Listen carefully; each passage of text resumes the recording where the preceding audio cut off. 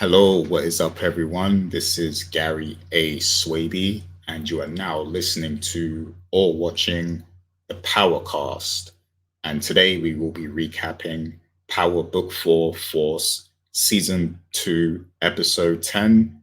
And the title of the episode was Power, Powder, and Respect.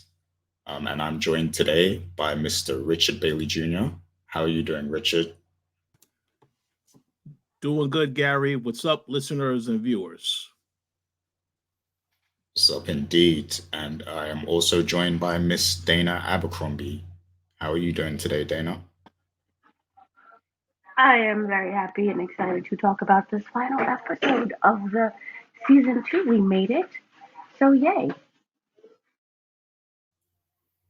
Oh yeah, we made it. I'm glad we made it.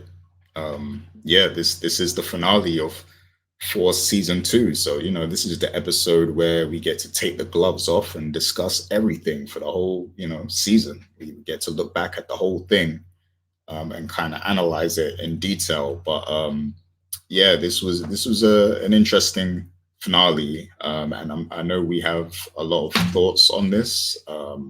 Some of them are varied, some of them are kind of opposing thoughts, but we're going to have a good discussion today about this episode. I'm pretty sure, and I can't wait to see what the people think also.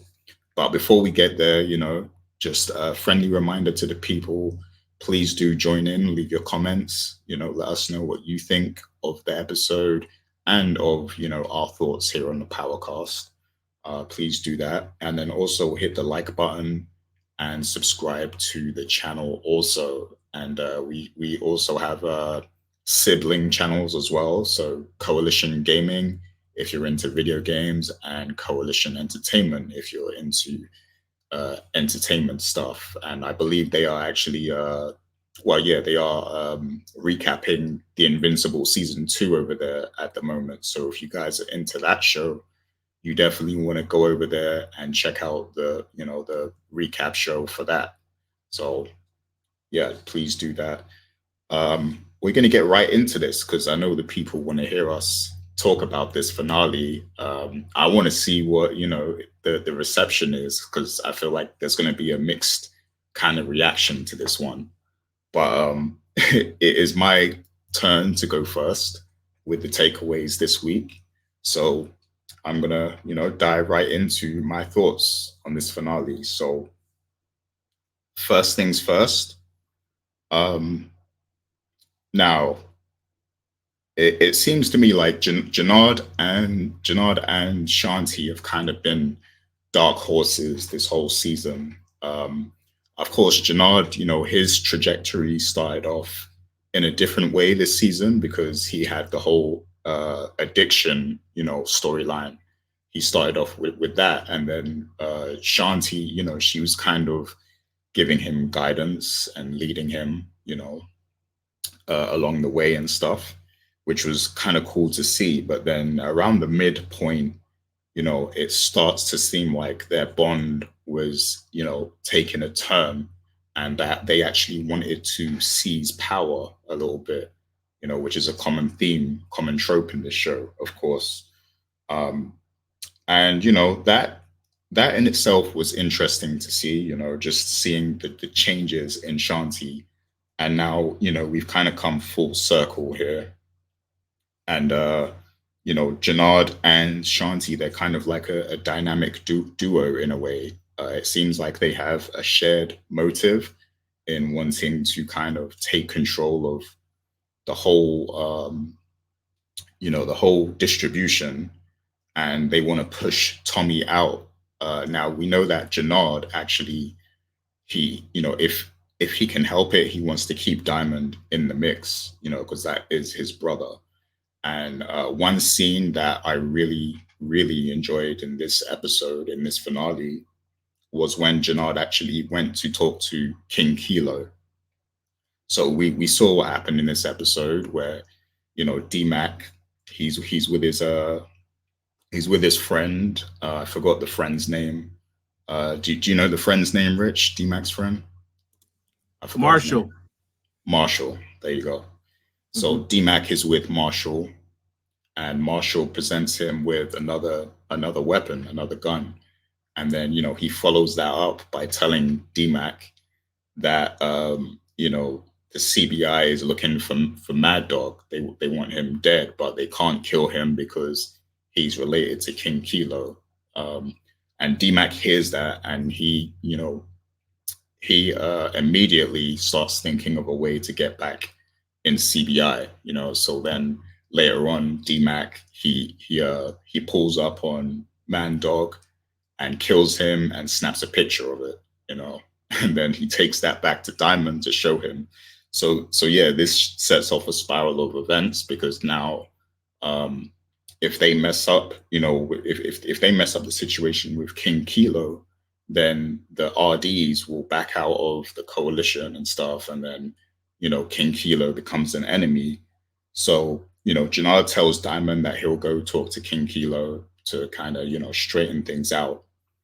And he does kind of do that, I guess. He talks to him. King Kilo makes it clear that he wants to, he said he's getting out soon, and when he gets out, he wants to basically kill everybody basically. And then Janard tells him, look, if you just keep the RDs in the coalition, then I'll personally give you DMAC when I get out, because this guy's been a problem for us too. So Janard makes a promise that he is going to give up DMAC to King Kilo in order to keep the RDs in the coalition. And then later on, we see that Shanti, she's playing along with Tommy's plan. She's helping Tommy set up Claudia and Merkovich, because she's the one who gives him the details of where they're going to be. So she's the one that gives him that information and allows him to line up the plan of having the cops take down Merkovich's cartel, the Marquez cartel, and Claudia. So she helps him set that up. So she's playing along with Tommy.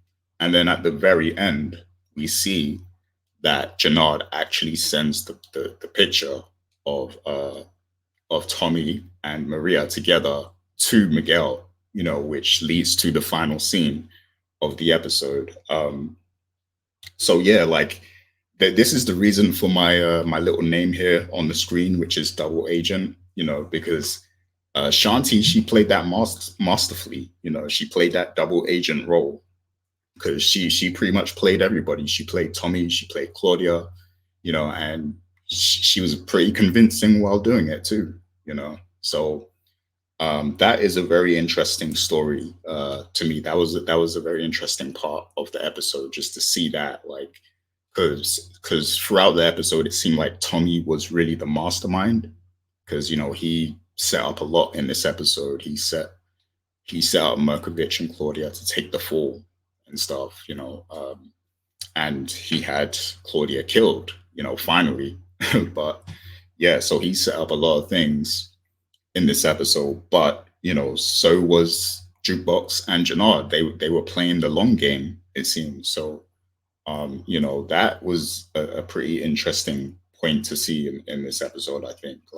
And that was a scene that really stood out to me, that Janard King Kilo scene, because it shows as well that I still think that Janard wants to protect Diamond, but yeah, he has no problems with taking out Tommy. And of course, the whole purpose of him sending the picture to Miguel is so Miguel will take out Tommy. So he doesn't care about Tommy at all, but I think he does want to protect his brother, And because he doesn't care about Tommy, he also doesn't care about DMAC, because he's now promised to give up DMAC. So pretty interesting setup there for season 3, whenever that does roll around. But that's the first takeaway. So my next takeaway, and I feel like Richard might say something about this as well when we get to his takeaways. But so yeah, basically Tommy has chosen he's chosen to wear the crown over his family. Like he chose the streets and the life over his family, because we see in this episode, right, that he gives his mother cocaine. She relapses and she overdoses even, and he comes home and he sees her overdosing, and he just stands there. He just stands there watching, just looking. And you could say, well, maybe he was in shock, maybe he couldn't believe it or whatever. But then, JP comes in, he's immediately like concerned and trying to help her out, get her to the hospital and everything. And then, we see Tommy later on at the hospital. He comes to the hospital with JP, and he's asking for Maria and stuff, like while he's there and stuff. He sees Maria's friend and he asks about her. But then, yeah, we have that kind of touching scene between Tommy and JP, where JP rejects Tommy. Like he basically gives him back the keys to the bar, and he makes it clear like he doesn't want anything to do with him anymore. He was warned that Tommy was trouble before, and now with the whole DMAC thing thrown in there too, like he thinks he's a bad influence, I guess. So he doesn't want anything to do with him. So like it's almost like Tommy's family has disowned him now. And we know that DMAC is upset with him too for sending him away. So like his family now just doesn't mess with him. And what was funny is like, I think it was literally in the next scene, we see Tommy back at a meeting with Che or something, and he looks completely unconcerned about what just happened with his family. Like this, it's like the street life is really what he's about. Like at this point, like he's knee deep in the game, and he doesn't show any concern, any emotion whatsoever about what just happened with his family. It's just back to business as usual. So it's like he has completely chosen the street life. Like he is all the way in at this point. Like, and that's interesting to see now. Now I don't know if, because he is in love with Maria, I don't know if this relationship can maybe save him and give him some more humility and more, make him more in tune with his family and that side of himself. But at this present moment, he has completely lost all ability to kind of care about his family, it seems, because he showed no emotion whatsoever in that instance. So that surprised me. And I want to see what would happen if, for instance, somebody did give up DMAC. What would happen then? How would he react? Would he take on board the critique that maybe it was his fault as well? So that's something that maybe could be explored in season 3, but we'll talk about that some more later because I do have some questions on that. But yeah, that was one of my takeaways. And the final one is so this episode was very kind of unexpected, and it I'll just say this, it under delivered in some of what we were expecting, because some of us might have been expecting a bloodbath. We might have been expecting, bodies to be dropping left or right. The streets need a body and all that. But there was things were resolved in ways that we didn't think they would be. In this episode. And one of those things was, Tommy and Miguel. So, I mean, some people might have seen this coming, but basically, they're on an equal playing field now, and they are the competition for each other, basically. So, of course, after the whole setting up of the Serbs and Claudia, Tommy goes to meet with Shay, and he basically tells them, we've taken care of business. Miguel hasn't been cutting it. So, now there's this open space in the market. We want to fill that. We want to take over Miguel's whole operation and everything like that, right? But Shay, he doesn't go that route. He basically says, Miguel is going to fall in line now that now that the Serbs are dealt with, I can control him and everything. He'll fall in line, but you guys can basically replace the Serbs. So keep doing what you're doing. I'll deal with you directly, but we're all three of us are going to be in this together, and those three being CBI, Che, and Miguel. So it's now they're basically equals. Like CBI is equal to Miguel, and that is a pretty interesting way to play it, I think, because Miguel was a pretty good villain this season. I wouldn't say he was one of the best, definitely not one of the best, but his character, is like some aspects of his character are interesting, like the fact that he's sick, the fact that he brings that kind of Hispanic Mexican culture to the table. Some aspects of his character I really like. The whole him and Maria dynamic with him being the overprotective brother. So I do want him and Maria to stay around just because I feel like there's more to explore with the characters. So this is a pretty interesting way to do it. But I just hope that if they, that in season 3, I hope that they really kind of go deep with it, because this season I feel like they could have explored a lot more. I feel like the pacing was a bit messed up with the story they were trying to tell with Miguel and Maria. Like I feel like it wasn't perfectly executed. But now that we're getting another season of them, I feel like there's potential there to really go deep and explore the characters further, which is good. So I just hope that now that they're going this route, I hope that they deliver it the right way and that we see some good quality storytelling in the next season. From this whole dynamic, this whole competitors dynamic between Tommy and Miguel. And I think that was the ending was it was cool. I think by the time we got there, we kind of saw it coming because Maria was kind of missing for a little bit. So we kind of got the hint that something was going on, or something was going to happen. So yeah, like I think we saw it coming, but it was still interesting to see, and then Miguel's burning the tickets, like they were planning to go away and everything. Miguel burns the tickets and he says, "You're never going to see Maria again." So I actually want to know, where is Maria at that moment? Where is she? Is she locked in her bedroom or something? Like, like what did he do? I don't think he hurt her in any way. I don't think he would actually hurt her yet. But yeah, it's going to be interesting to see how that plays out when the next season picks up. And I wonder if it's going to pick up right where it leaves off, like literally moments after that phone call, maybe. So we'll have to wait and see.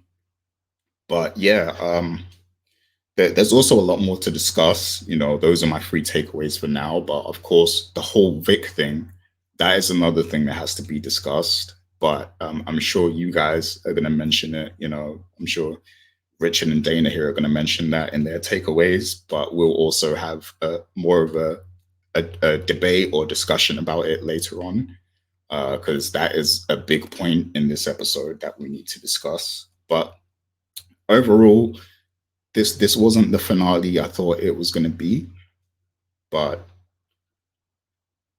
they did what they needed to do, I guess. But it just felt a little underwhelming, somewhat. But it had its moments. It had its moments to shine. But I just kind of expected a little bit more. But it is what it is. It wasn't bad. It wasn't great. So I'll say that it was cool. It was cool. It was a cool watch. I watched it 3 times just to see if I would feel different every time. And yeah, it's just cool. It's cool. I'll leave it at that. But let's hear from Mr. Richard Bailey Jr. Let's see what he has to say about this episode. So when you're ready, Rich, hit us with your takeaways. First and foremost, excellent takeaways as always, Gary, and I'm looking forward to also hearing what Dana has to say. So before I get into my takeaways, let me just give a shout out to all of the awesome comments that we saw last week. You know, people like Tracy Lee. I really, really like the comments because some of y'all actually predicted some stuff that actually happened in this episode. So I think that y'all all have a talent for figuring out certain stuff. And I think that some of you should be writing for this show because you may write better stuff than the stuff we actually see on the show itself. So I just want to give a shout out to everybody, and I'll give more shout outs later in the show. But as for this episode, I will say this. It was an entertaining episode, but it was a very unsatisfying finale for me because of a lot of things that happened in the actual show. So let's start off with Claudia in this episode. You already mentioned that she got arrested, and we saw that she got stabbed while she was in jail, while she was talking to Shanti and Tommy. Now, Gary, you mentioned that Claudia is dead. I don't believe the character is dead because when I went back and I watched it a second time, I saw she got stabbed and she was bleeding out. We didn't actually see her die. She could have passed out momentarily, but the character isn't dead. And because Shanti was so adamant, oh yeah, Claudia is dead now. Now I believe that the character is still alive. And to add on to that point, another character that survived in this episode, Merkovich. This guy gets injured, but still gets arrested. So, I mean, the thing is that this guy is still alive. He somehow managed to survive going into season 3. And the thing about it is that, I kind of feel like that was a mistake not to take out this character because he can expose all of the other people. If one thing we do know is that Stacy is obsessed with getting Tommy. So now you have Merkovich. What type of information can he give her about Tommy? That's why I say you got to take out the loose ends. And I feel when they had episode 8 titled "No More Loose Ends," and yet characters are still alive, that's kind of like you're asking for more trouble. So let's see what happens next season. But I don't think Merkovich and the Serbs are going to go away. I don't think that the Martez cartel are going to go away either. A lot of those people are still alive, so that means there's still a liability. So let's see where they go from here. Second takeaway of this episode. Let's talk about Diamond and Jannard in this episode. Obviously, Diamond did make a very interesting decision to let Jannard know how Tommy and him gained power over Miguel. I thought it was very interesting information to tell him that because obviously you trust him. He's your brother. But Jannard is in a very sticky situation because he is working with Shanti. They obviously have their own agenda to take over to get some power, but he still will side and look out for his brother. But again, Diamond also did rely on Jannard in this episode to basically broker this deal with King Kilo, which says, yes, so we know that D-Mac, he ended up killing your nephew. So what we will do is we will deliver him to you on a platter as soon as you get out of jail, just so long as you keep the business going with the RDs. So I want to see where they're going with that. Obviously, Jannard did run this plan by Diamond before he had the conversation. So I want to see where they're going with that because this is something that Tommy does not know. Tommy doesn't know. He knows D-Mac is out. He does not know that D-Mac is now going to be used as the collateral for what happened. So I want to see where they're going with this. That's obviously going to be a big problem.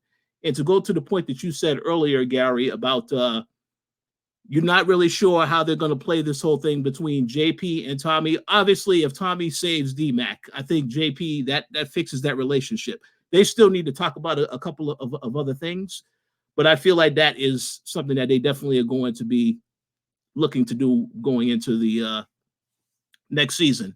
And the last thing I will say about Jannard and Shanti, like you said, Gary, Shanti is the master manipulator. She's the one that really had the master plan in this episode because, yes, she did work with Tommy because Tommy told her his master plan to take out Claudia. But then she and Jannard decided to send that picture anonymously to Miguel. That's a very important point about it being anonymously. So that means at some point, Tommy could find out next season who sent the picture, but I want to see how they handle that, because Tommy, obviously, he has a lot of things to worry about. And one thing I will say, because I am about to go into the third takeaway, what you said, Gary, about Tommy in this episode, how he has the whole hard conversation with JP, and then the next scene you see him going at, pretty much in the same bar that he basically, gave the keys to JP in the first place, in the same bar, basically talking as if there's no issues. I want to add on to that and say, I found it funny how in that scene where Tommy, obviously, he sees that Kate is ODing and does nothing, the very next scene, you see Tommy, now he's rushing to the hospital.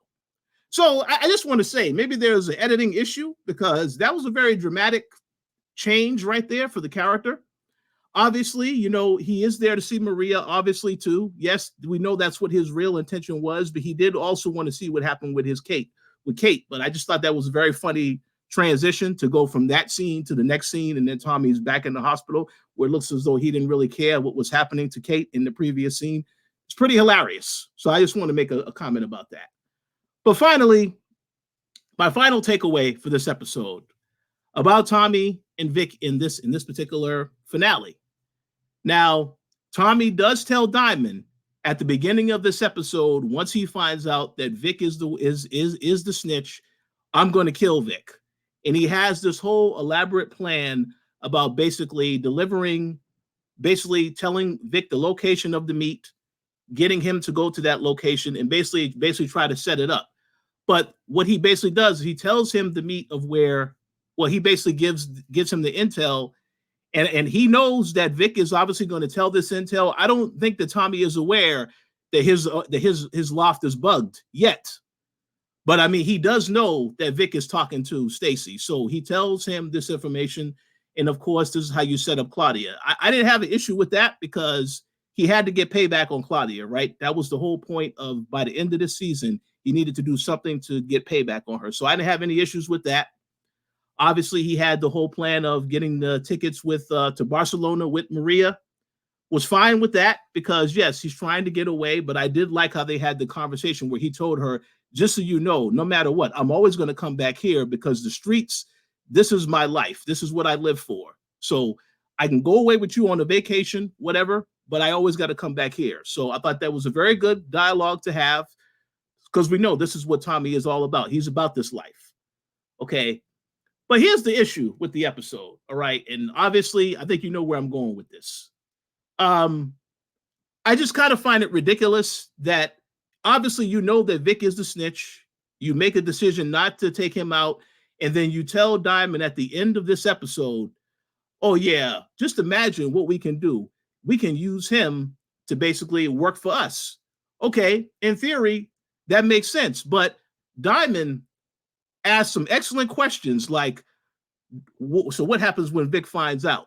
You think he won't know that you know that he's a snitch? How do you think he's going to react to that? And we saw at the end of this episode, Vic figures out Tommy has found out the truth.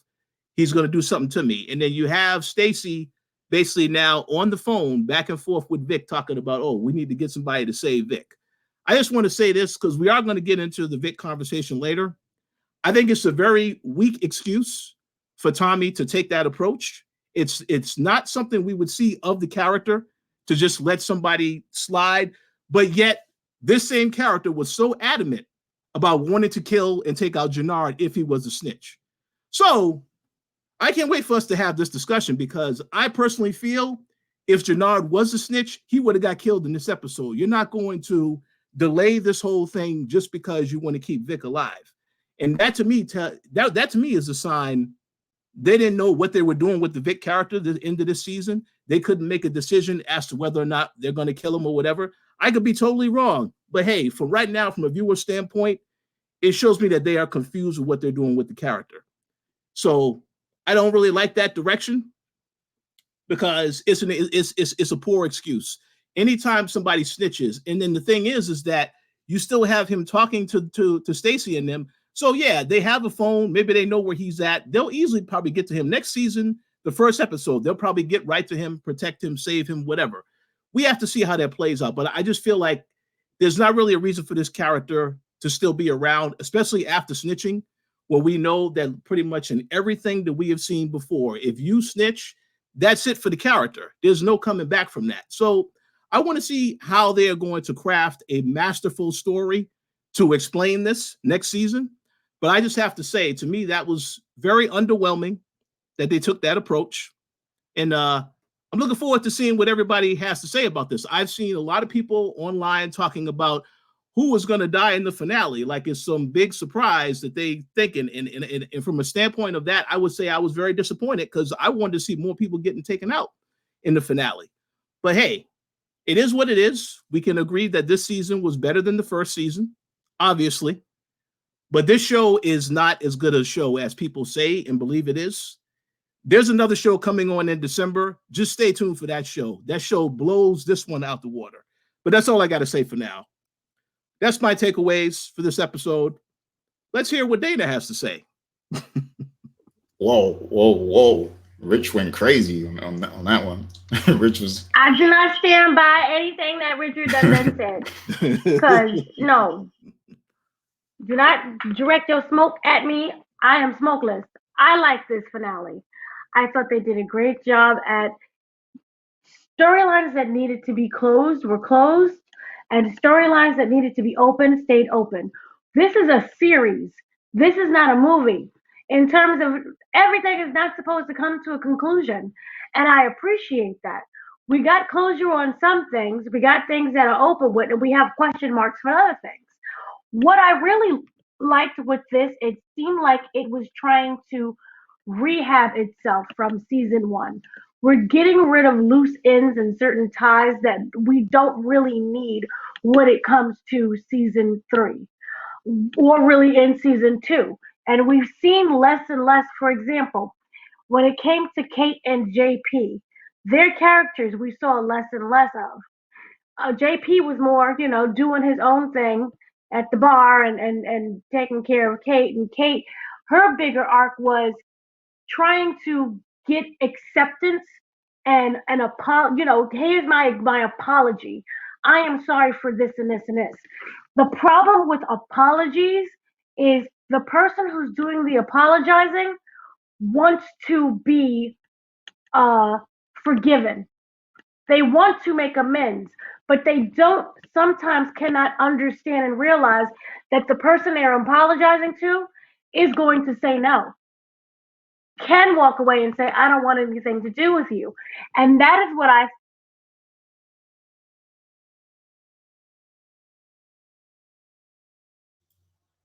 Oh, I think she's coming back. Okay. Did I go away? Yeah, you cut out for a second. Can you hear me? But you're good now. Yeah. Okay. Kate has a vastly different relationship with Tommy than she does of JP. That was from season 1. She was there for JP. She wasn't there for Tommy. And in certain ways she was and wasn't there. JP is the kind of person who's more forgiven, who can forgive her, as opposed to Tommy, because he had more of a direct influence on his life. We've seen Kate with Tommy more than we have with JP. And what I mean by that is there's a lot more that Tommy has to sit down and forgive when it comes to his relationship with his mother than, say, JP. Oh, you abandoned me, was it because I was black? As opposed to, you didn't so much abandon me physically, but you kind of did abandon me physically as well as emotionally and everything elsely. And your influence and you being in my life did more harm than, say, if you was to walk away. Therefore, I believe this is why JP and Kate can go off and have their separate relationship as opposed to Tommy and Kate. I don't think that he wouldn't allow her to apologize. He threw the drugs in her face. So for me, I felt like this is a way, and even JP said, stay away from the family that we have. I felt that the JP Kate situationship in relation to Tommy wasn't really something that was necessary. It wasn't like, oh, how is JP going to change Tommy's life. He was there, he recognized he had family, but JP cutting him off, does this really impact Tommy at the end of the day?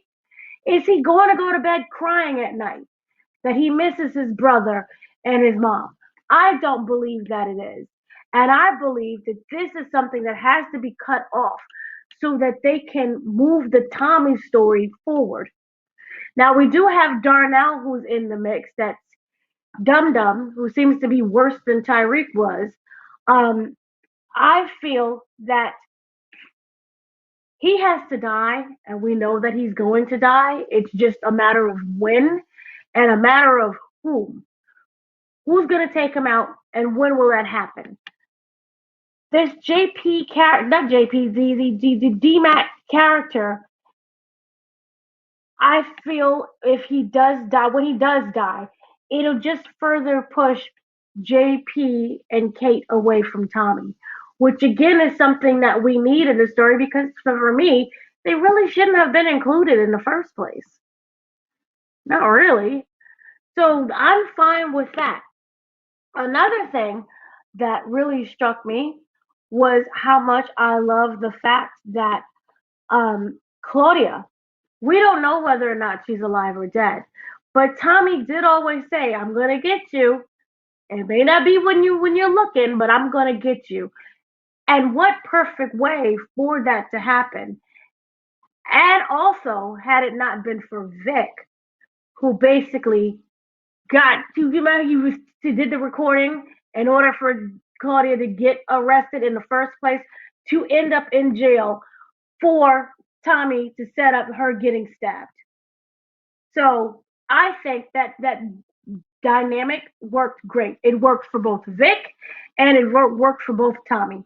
Whether or not she's dead, we don't know. If she is dead, rest in peace. If she's not, she can come back an even stronger threat to the family. How that would happen, I don't exactly know. But she does have people on the outside. She has her girlfriend that I strongly believe is a ride or die and will die no matter what. So we have that dynamic. Shanti's all over the place. I truly don't. She's trying to be number one. I don't even know how she's going to accomplish that or what's go. She's moling the mole. It's a lot with her, but I do like how they finally did Claudia in. It was something that we kept waiting for and kept waiting for since the Liliana's death. You know, the ghost of Liliana, avenge me, and she was finally avenged, and it worked out. I liked how they executed it. And kind of lastly, we do have the situation with uh, the girl Myra and also Miguel. I feel that sometimes the best payback in Miguel's situation is not necessarily death, but to have to work to force that person to work with you, knowing that you got outsmarted and that person is always just angry and looking at you and trying to get their revenge and seeing whether or not they can even enact their revenge. Because Miguel's character, we've stated before, at least I have, seems to be extremely weak. We first was introduced to him like, oh, this is great, this is strong. He's burning off hands, he's freezing hands, there's a hand obsession. And then that just kind of went away and he just kind of dissipated. And now with his mother dead, it's like, I'm going to avenge you, Ma. But you couldn't even get Miguel. Not Miguel, you couldn't get Nunez. You couldn't get the other cartel. So it's like, to me, you don't really seem like much of a threat anymore. He could easily be an errand boy for the next season. And that is just suffer as an errand boy. So I don't have any problems with them not killing him off. That was something that, you know, once we realized that they're not really going to do anything with this character, now the whole thing with Myra, I don't like how she is written. I don't like the he sees me and I see him. I don't get that. I feel that she is just there to service maybe the male audience. You know, oh, it's Myra. She's gorgeous. And she is great, but it just doesn't do anything for me. She accepts Tommy's lifestyle. That's great and that's good. She stood up to Kate. That's great and that's good. She really doesn't care what he does. But for me, the issue is I haven't met that ride or die yet. I'm willing to do anything for you because I understand you. In a way, they've been kind of secret and hanging off in the corner. And with this kidnapping, hopefully she's dead, but with this kidnapping, maybe it will require her to do more action instead of just talking. Let's go to Barcelona. I love you. You see me. I want you to do action. I want you to step up with what you're doing. And so hopefully with this kidnappation, that is what we see in the next season. But overall for me, it didn't move me. I do appreciate from a writer's standpoint how it was like a cliffhanger. Oh, what happened? We have something to look forward to in the next season. But overall, it just wasn't that, and it didn't have the impact that I think the writers wanted because, again, I don't know anything about her. I know that she belongs to the family. I know that she works in a hospital. I know that she's a nurse. She keeps saying that Tommy sees her. For what? I don't know any qualities where you could say, yeah, I see that he sees that in her, and she likes that, and she dislikes this. I don't know anything about her. We haven't really lived with her. We haven't learned much of anything. So hopefully, with the way of how she was kidnapping, she can either die or live, but it leaves that openness so that if she does die, we can just move on quickly, I feel. But for Tommy, we know it's not, and then that's going to be another avenge me. So we'll see how that goes. But those were kind of like the three main takeaways. D-Mac is an idiot, and I don't know what he was trying to accomplish. And I know the actor may be very green, but this was getting very Tubi movie for me. I belong to the street. That kind of thing. And I'm like, oh, this is not. Tariq would laugh at you. And it's weird because they had that kind of same starting point. But we'll see.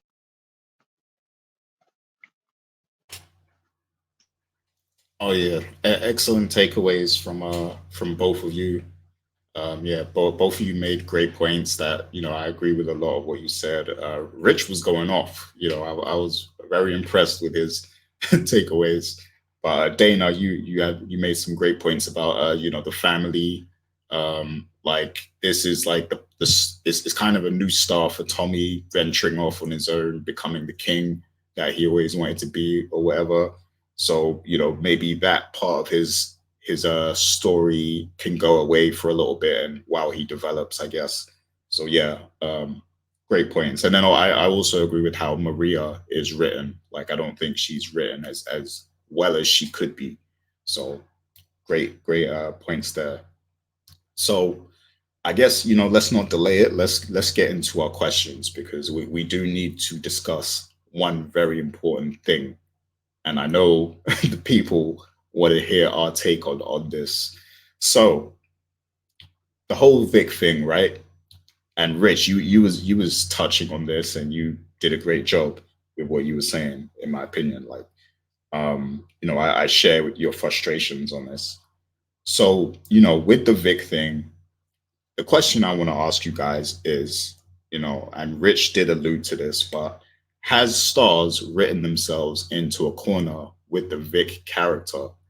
And the reason I want to ask this, is like, first of all, I want to know if you see a way out for this character, like if you see a way for his story to progress in a meaningful way.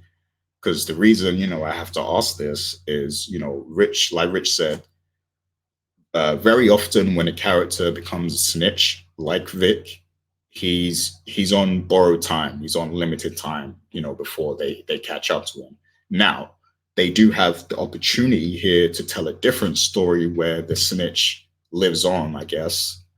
But how are they going to make it work? Because it's only so long you can play this, like, you could do this. Tommy is using him to play the the task force, like that's not gonna carry on for very long, especially now that Vic knows that Tommy knows. And so I don't know how exactly they're gonna play that angle exactly, but so the question is, like, do you think they've written themselves into a corner, or do you see a way for this character to kind of live on and be a valuable character to the show? Because I mean, we're talking about a street show, a crime street, a gritty street fiction, tale here.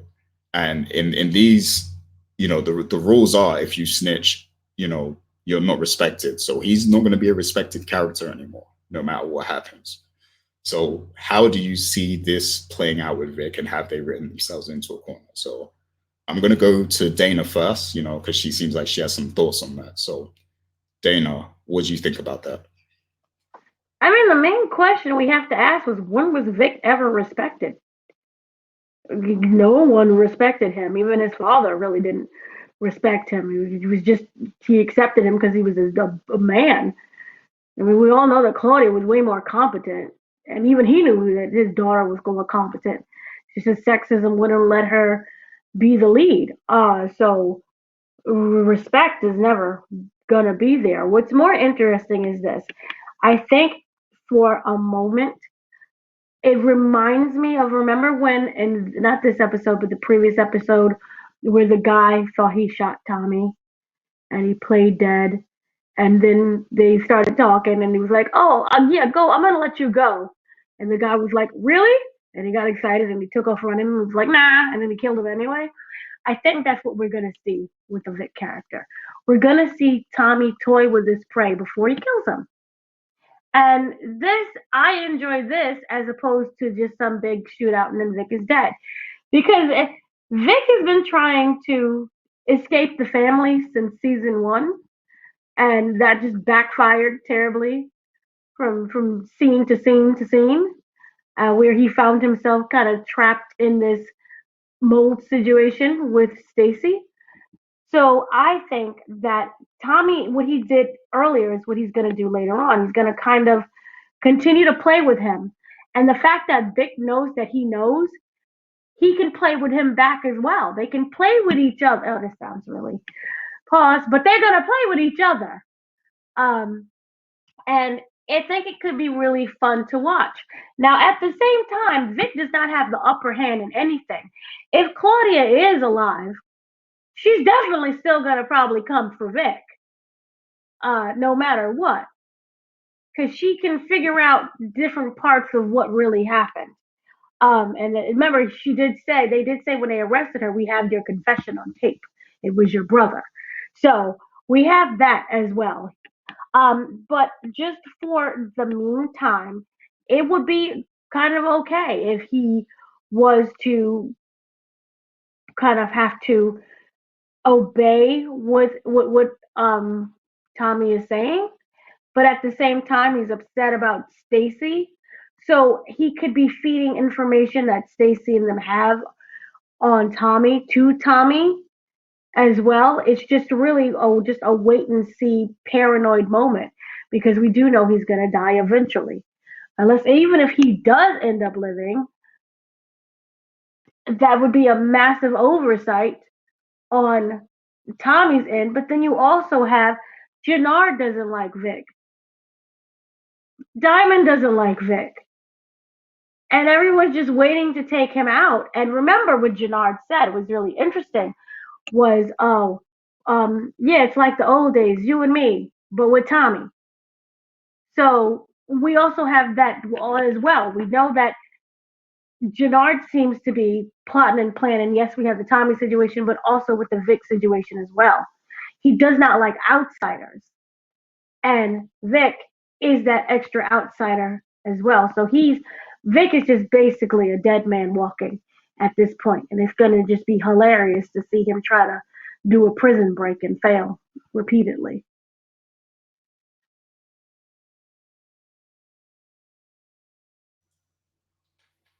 Yeah.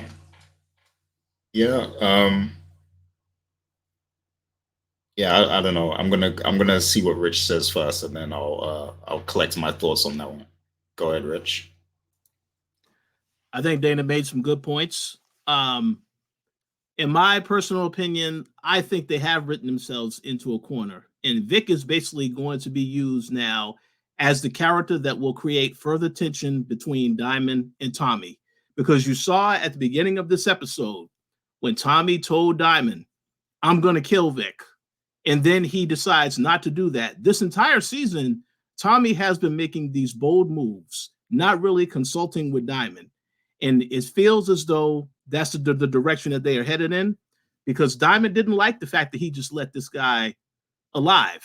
And one thing that I will say, they are very self-aware of what they are doing with this storyline, because look at the dialogue that Diamond had in this episode when he said, oh yeah, you were so quick to try to want to kill my brother when we knew that my brother wasn't a snitch. I told you he was loyal. So they are very aware that if this was Jannard, I don't think there's no question about it. Jannard probably would have gotten taken out in this episode. But then again, maybe they would have delayed that as well, because my issue with the episode is that there's a lot of other characters they could have taken out, but they decided every character survived pretty much going into season 3. So I kind of feel like I want to see where they're going with that particular decision, because I expect that somebody probably is going to get killed at the start of next season to start out the season in a situation where everybody's talking about a major moment that happens. But overall, as far as Vic is concerned, I don't see a happy ending for the character. If you want to give that character a happy ending, reunite him with his woman, because she's also dead anyway. So that's what the ending is, I personally think. Because again, the whole fact that Diamond knows that Tommy did not kill Vic, that's going to be a major issue going into next season. And at the same token, Tommy does not know that D-Mac is being used in this plot with Jannard and Diamond to basically get on good terms with King Kilo.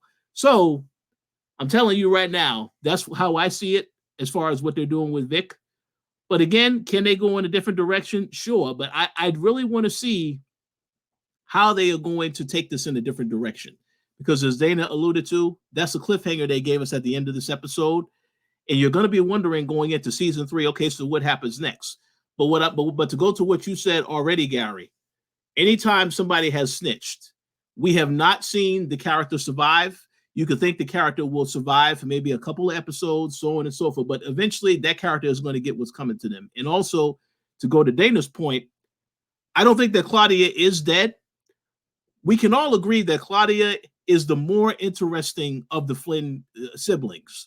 So I don't think they're just going to get rid of that character that way. Yes, she got stabbed in this episode, but obviously she knew before this. Her brother set her up, and Tommy and Shanti both set her up. We already know that Elise does not like Shanti. So this will give her ammunition to go after her next season if she wants to set something up to go after Shanti.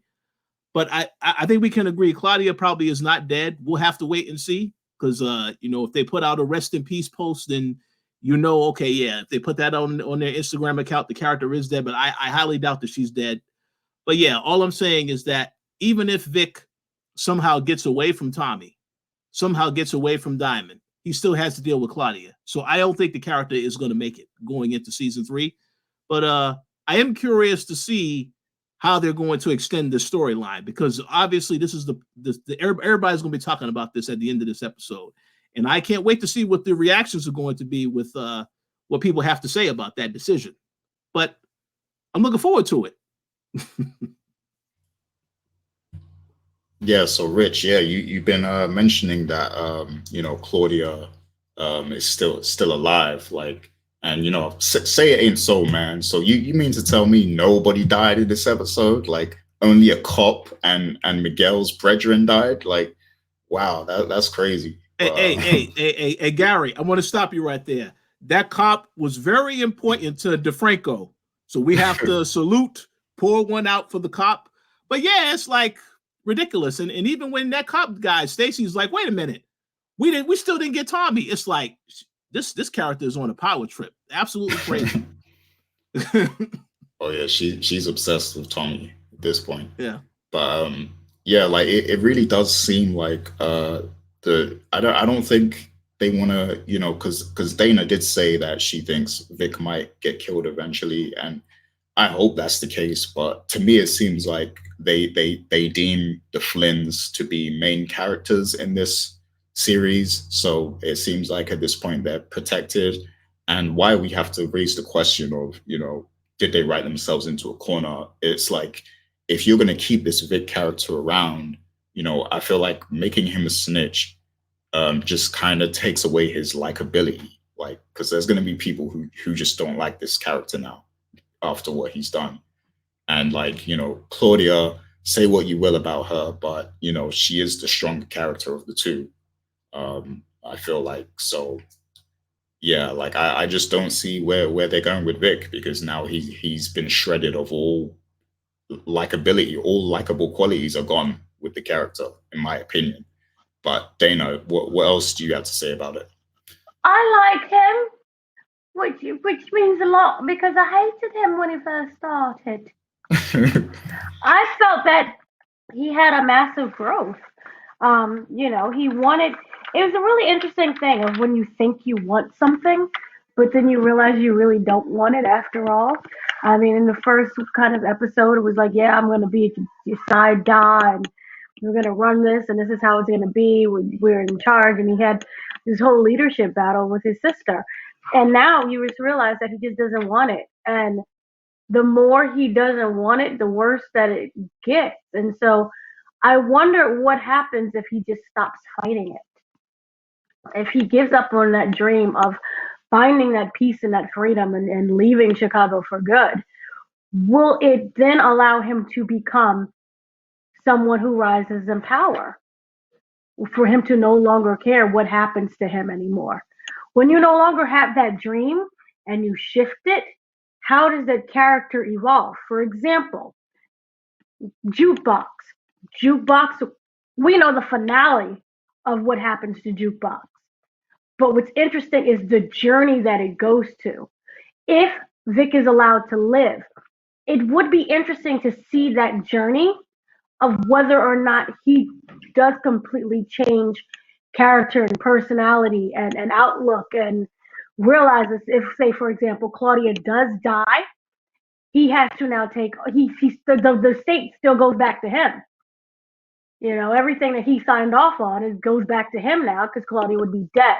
So with that, does he view that as a burden again, or will he rise up and say this is an opportunity? I don't know.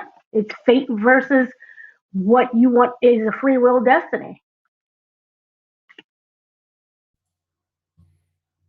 Yeah, yeah, I think that the whole estate scene was interesting. Him giving up the estate, and it does show that all of that means nothing to him. We see another Gloria scene in this episode where he's talking to Gloria at the grave. So yeah, I mean, I guess the journey could be interesting for Vic. I mean, they did choose to take a different route with the character in, Tommy not killing him and trying to use him. So let's see what they actually do with the character. But let's discuss Claudia then. So, let's go on the assumption that she's still alive, right? If she is still alive, what do you see next for this character? Because currently she is in the prison system. So it's like, do you see her getting out? If she does get out, how is she gonna, get herself out of this situation that she's in? Because we know Merkovich is in there too. Is it going to be a situation where one of them rats on the other or something like that? Like, what do you think might happen with Claudia then if she's alive? And I'm going to go to Richard first this time. So go ahead. That's a great question, Gary. Well, I don't really know what they're going to do, but I will say this. Obviously, the character's going to be thinking about revenge. That's the main thing, because you knew by the end of this episode, she knew a lot of people that set her up pretty much. So, and again, like I had mentioned, Elise is now living where, she's living pretty much where Claudia is living at, because they moved in together at the end of this episode. So she is going to definitely tell her and consult her about what happened, that Shanti turned on her. So Shanti, obviously, it's very interesting how she told to Tommy, oh yeah, she's dead, she's done. She definitely could come right after Shanti.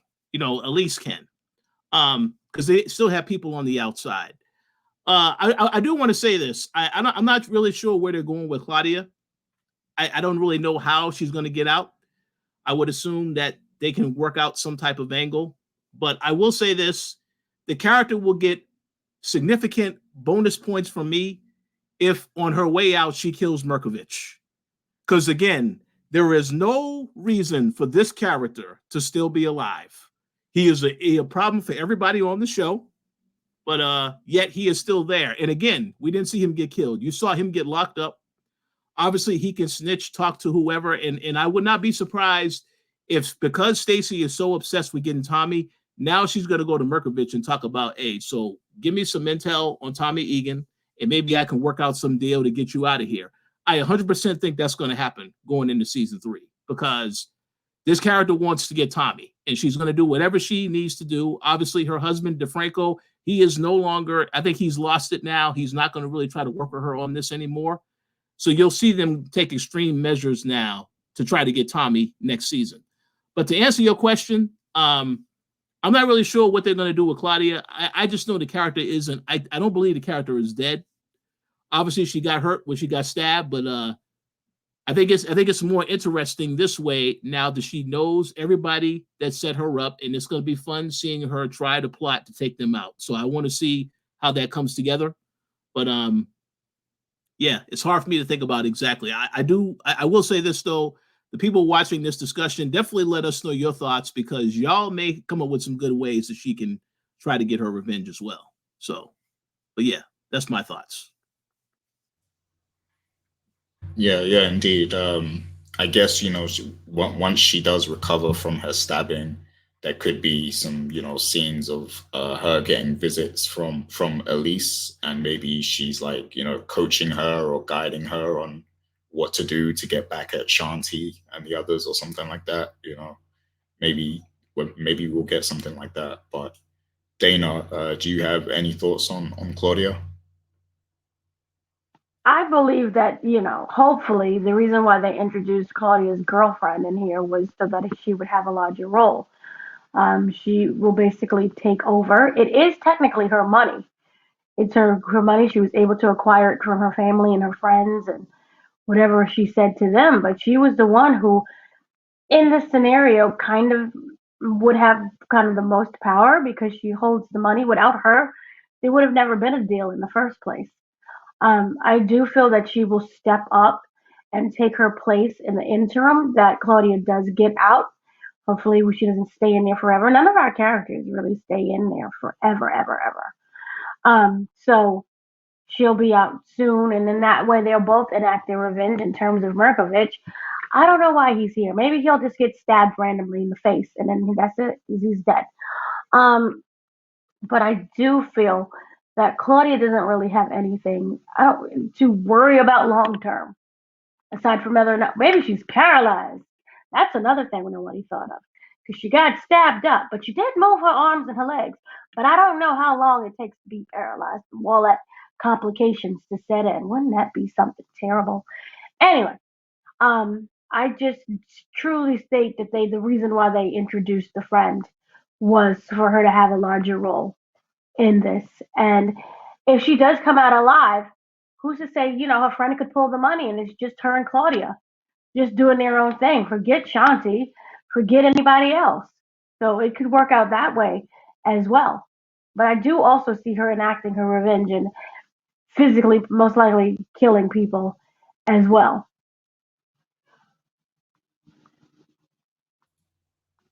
Yeah, yeah, I could see that. I mean, with this one, it's very open ended, of course, because we don't know if Claudia is indeed alive. So there's a lot of ways it could go, but it's still interesting to have the conversation of, what are they gonna do next with this character if she does survive, and I could totally see why they would have the character survive, because she is somewhat interesting. So, I'm very curious. Like Rich said, I want to see what the people think about Claudia, and whether she's dead or alive. So do leave your comments on that. So let's jump to Let's talk about Janard and Shanti. So, we see what they did in this episode. They were basically double agents. Um, so I guess I want to ask you guys, what do you feel about their progression as characters throughout this whole season? And then also give me some predictions on what you see for them in the next season of, things you can see them, planning or plotting or what they might end up doing. You could talk about Janard and if he's actually going to set up DMAC, and hand deliver him to King Kilo or something. What do you see next for these characters? Because they're definitely gonna end up being a serious threat to Tommy Egan because they have it out for him at the moment. So I'm not sure if Dana is here because her camera's off, but Dana, you want to go first on that one? She might not be there. Okay, we'll come back to her. Rich, how about you? What do you see next for Janard and Shanti? Well, I actually like how they have handled that relationship this season. You saw how they got close and how they tried to do business together. Obviously, they've had some issues with the communication. And of course, Shanti's doing certain things that Janard didn't like, but they kept talking about this stuff, communicating. But I think at the end of the day, I think we all know how this ends because Diamond is somebody that Shanti doesn't have a problem taking out along with Tommy. And that's where I think Janard is going to be tested because obviously he doesn't want nothing bad to happen to his brother. Yes, they had beef in the first season of Force, but they did try to make amends and make up towards the second half of this season. So I kind of feel like at this point, he doesn't want nothing bad to happen to Diamond.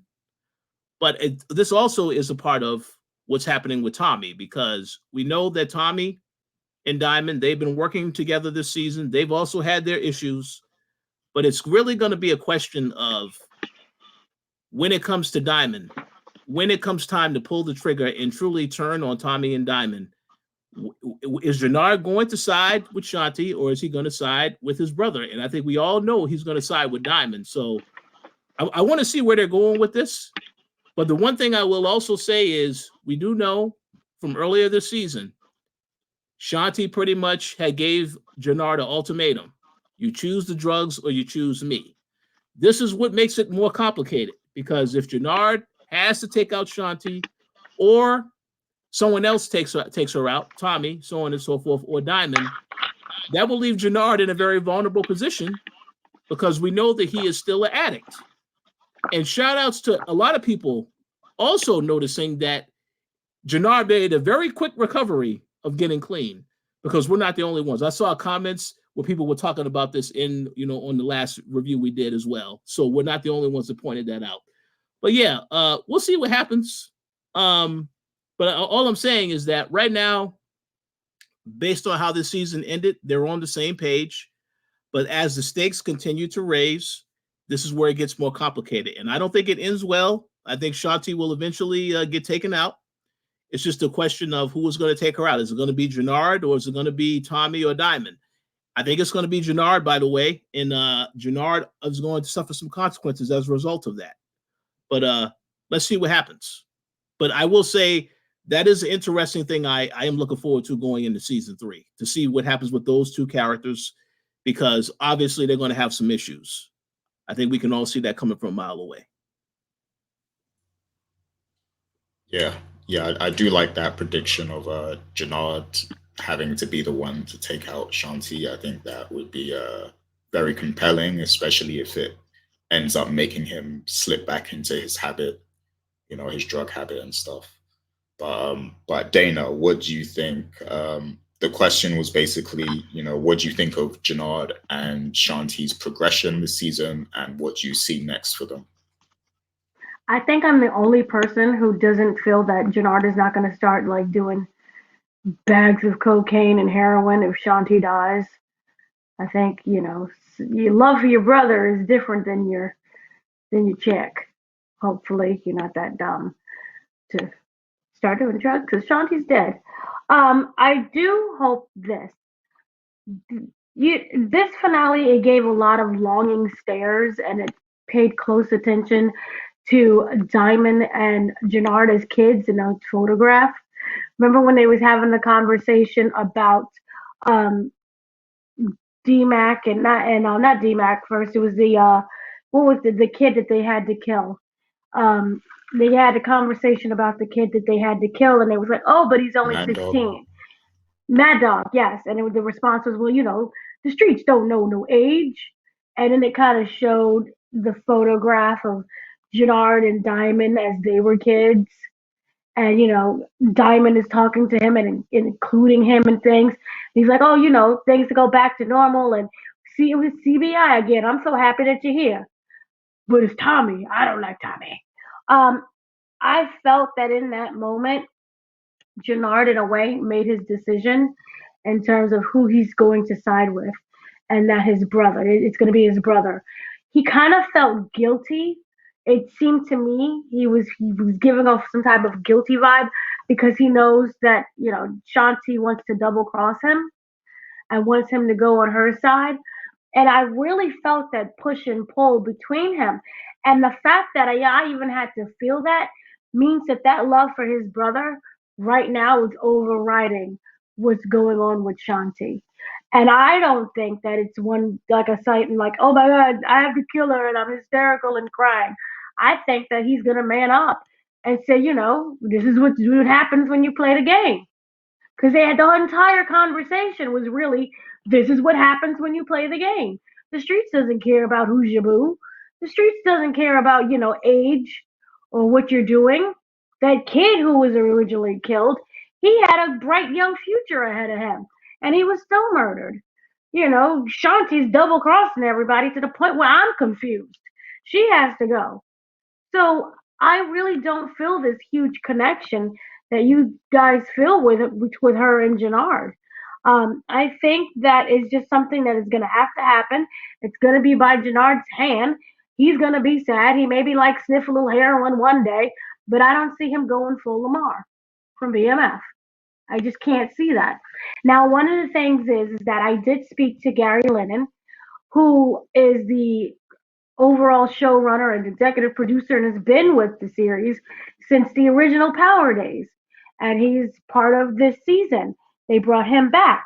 And one of the conversations that we had was whether or not Jannard is going to be addicted. Is he going to go back to the drugs? We discussed he got clean real quickly. What was going on there? And there's just certain people react differently to certain drugs where they can be a hot mess one day and the next day they're put together. And it may not make any sense, but the underlying thing is he is and will always be an addict.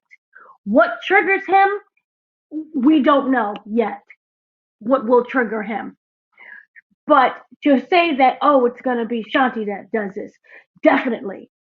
That I don't feel is a fair assessment because it may be something else completely different. So I feel that it's going to be okay between him and Jannard. The huge problem is the jealousy that Jannard is not saying, so loud. He's saying it, but he's not screaming it. Is that is him and Tommy? He doesn't like Tommy, this random white boy coming in and coming into their distribution. And that's when they had the conversation. Well, without Tommy, there's a lot of places we haven't really been before. There's a lot of opportunities that he brings. That I really think could be more of the sticking point for Jannard than Shanti.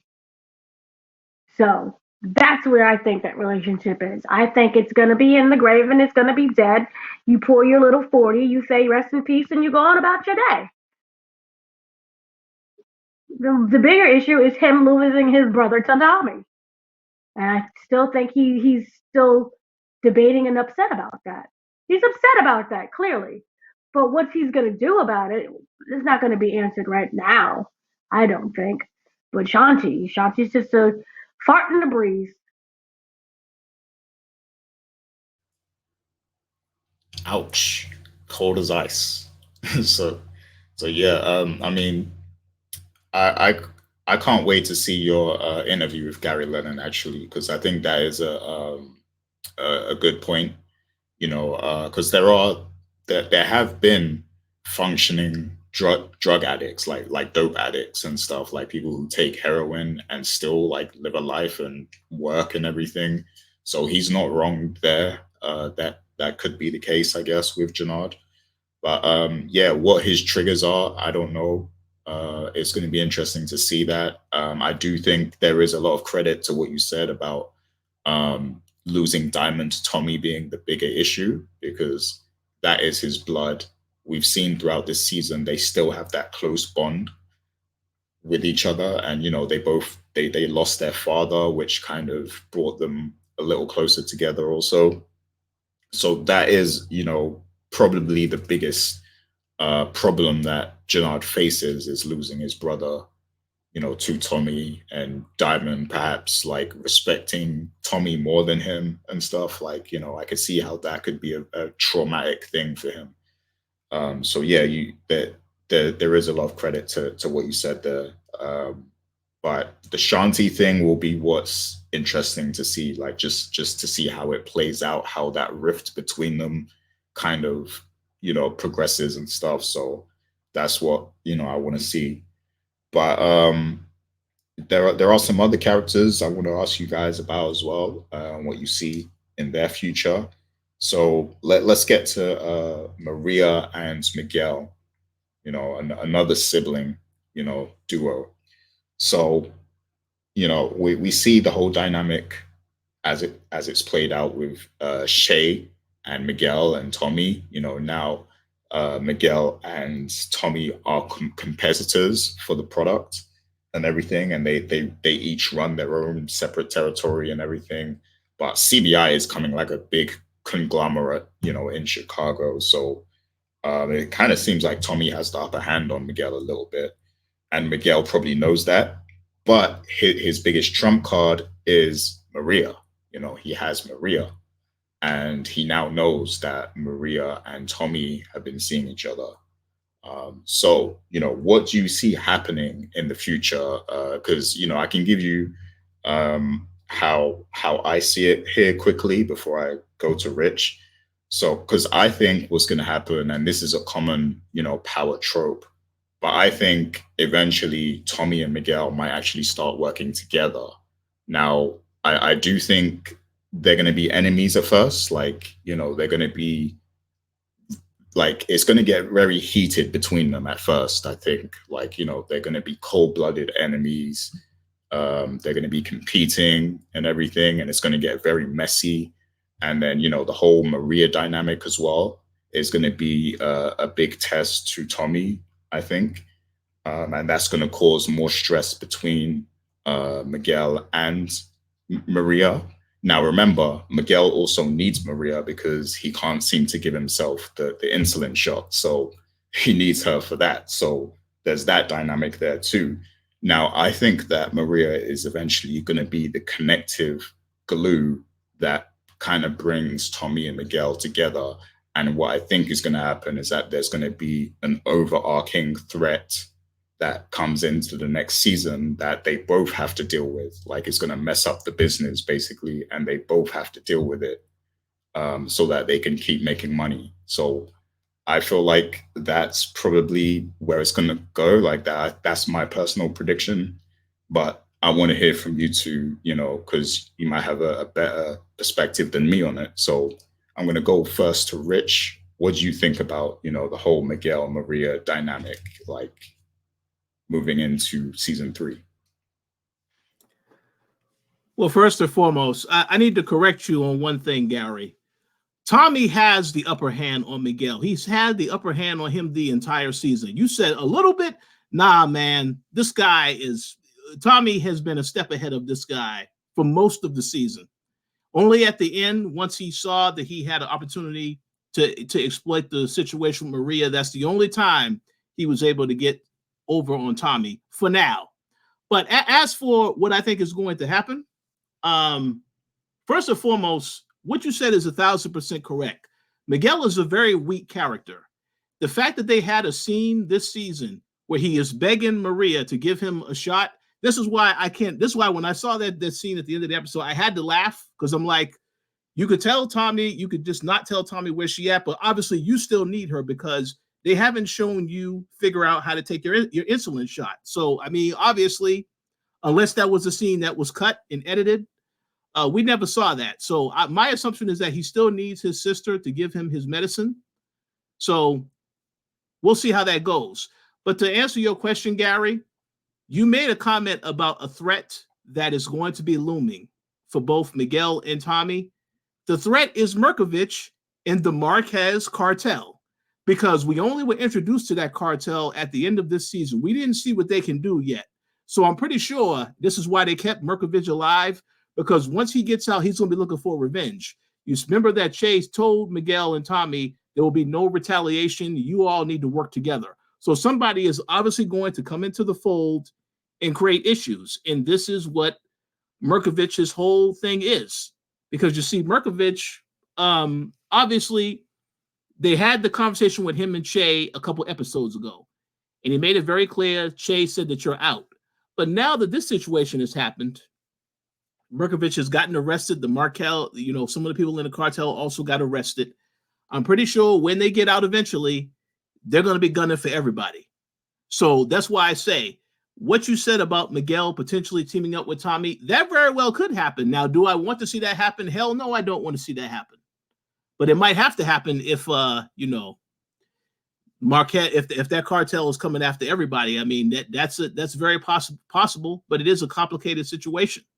So we have to see how it plays out. But in terms of the future of Miguel and Maria, first and foremost, the Miguel character, I really don't think he has any value.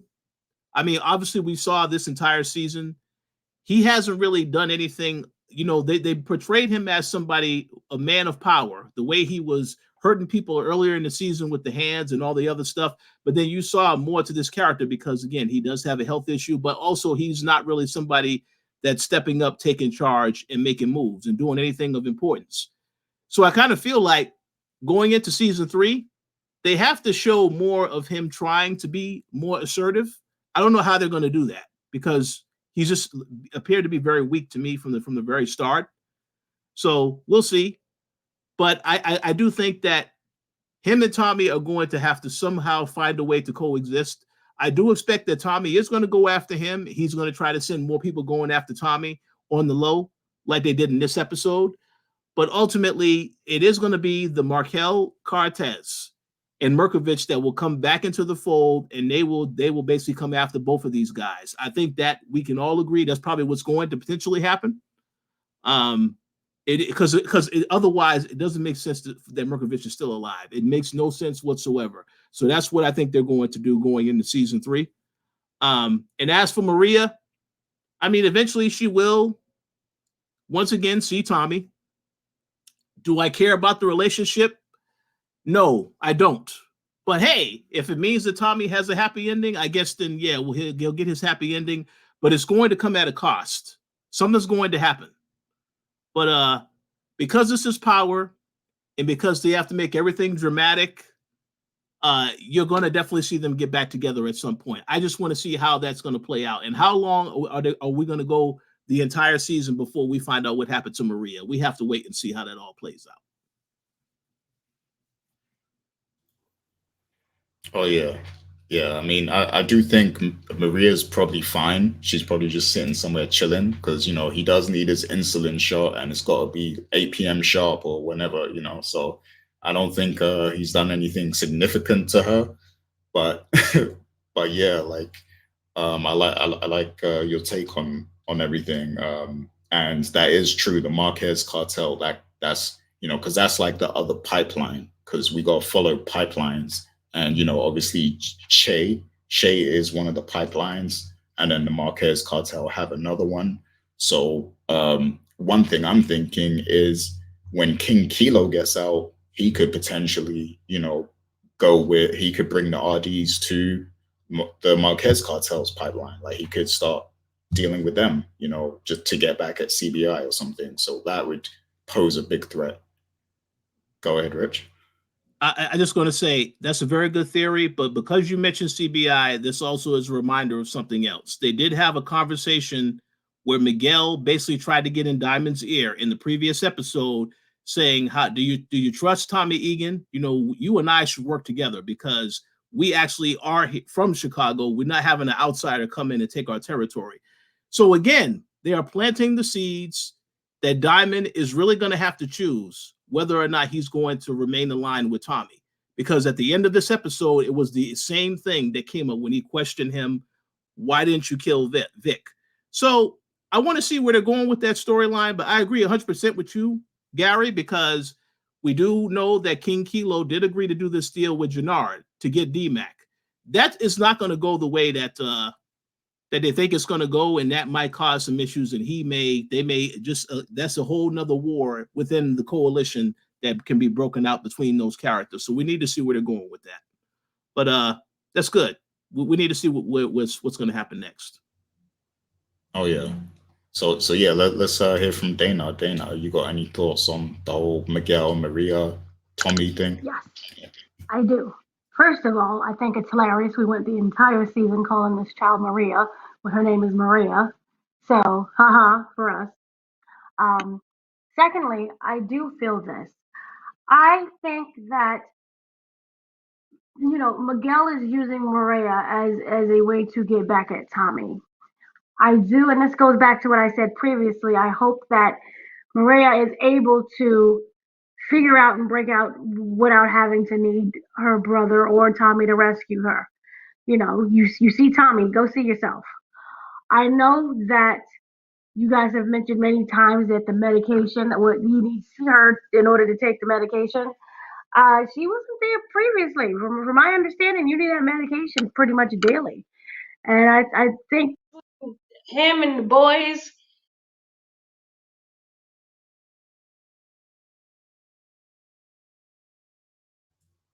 Oh, we lost you. We can't hear you. Yeah, you're muted. We lost you. Still muted.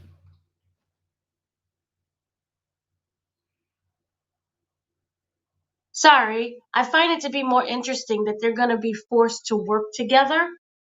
Now that he has kidnapped Maria, he has the upper hand. Tommy thought he was being like, I won, I'm slick, I got the girl, I got your brother back, I got everything. Your brother looks like a clown in front of, what was it, Che? And now it's like, haha, but Barcelona, look, I found something. So now it really does show the shift in dynamics that's changed with Tommy.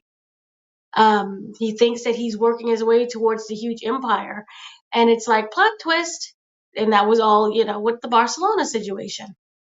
I think that as much as nobody wants to see Miguel, this could be Miguel's big comeback. It would be more interesting. This is the thing that I wished we would have known the whole season. Is Miguel one of those ruthless killers where he could kill his own family? We saw him cry hysterically over grandma being murdered. We do see that he manipulates Maria, but is it one of those things where he gets pleasure out of manipulating her? Like a gleeful thing? Or does it like, oh, it pains me? Is it a sense of, we know that Maria said that it's a sense of control. She has no control over her life because Miguel is telling her what to do and how to do it. And you take, help me with this. And he said, you have no career. I'm your career. So I wonder that dynamic of whether or not he's controlling and needing, or is he controlling and so unhinged that he will be a threat to her? Because right now at this moment, I don't feel that Miguel is a threat to Maria. I just feel that he's very upset and angry about Tommy.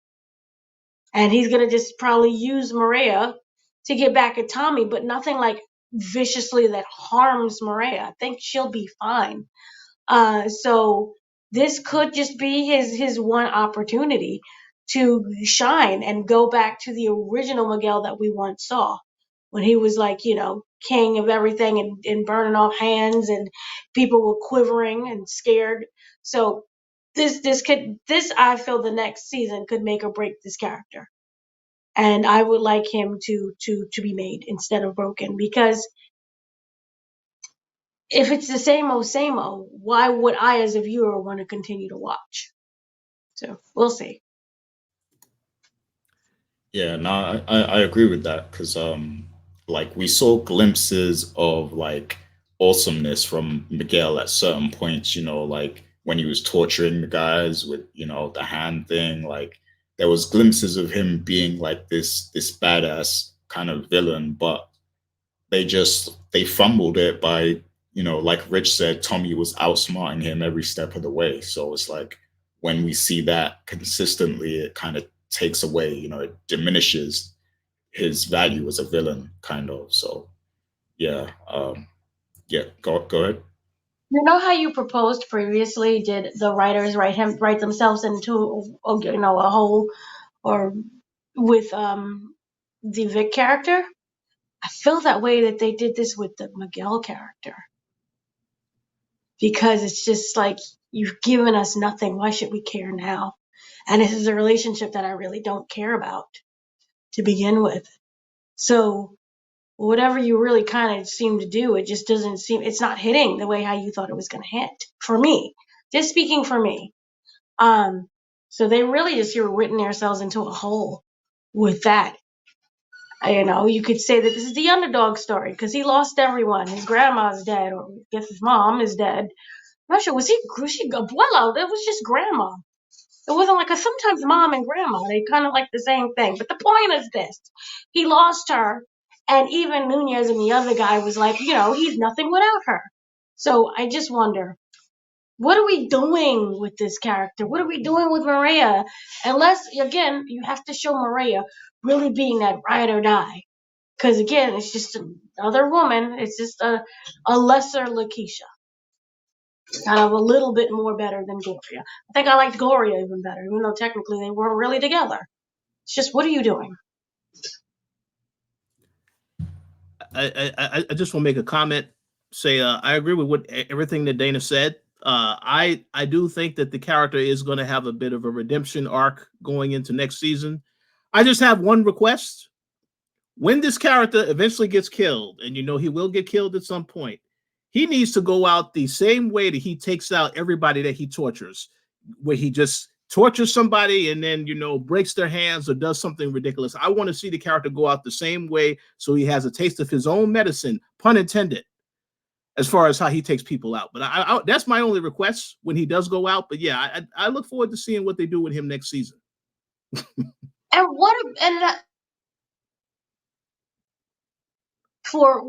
Remember when Tommy brought, what was it, Nunez to Miguel?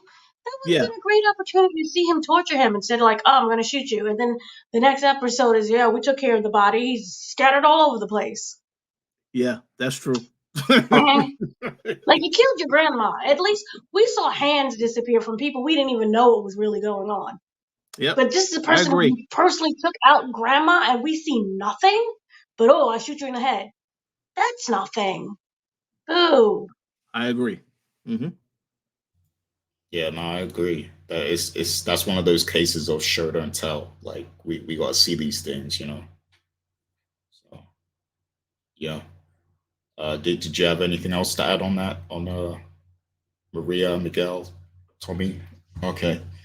So I guess the one other thing, I'm gonna get to like what's our final predictions for the next season and all that. But before that, I have one thing to bring up as well. So because of what we saw, right, in Power Book 2 Ghost, season 3, when Tommy and Kate returned, is it safe to assume then that they actually fixed their relationship, the mother son dynamic? Because in this season it was very rocky between them.